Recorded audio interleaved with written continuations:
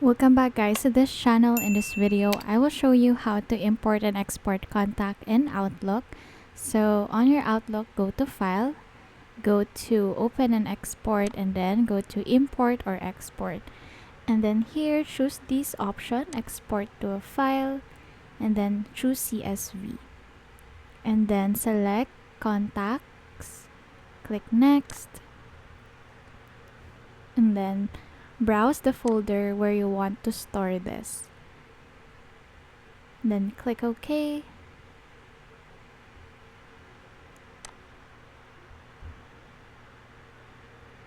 Set a file name as well.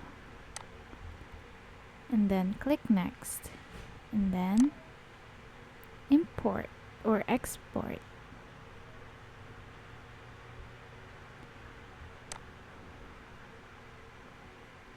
Now to import contacts, go to again import and export, but this time choose this option, import from a file, and then choose again CSV file because that is commonly used, and then choose a file.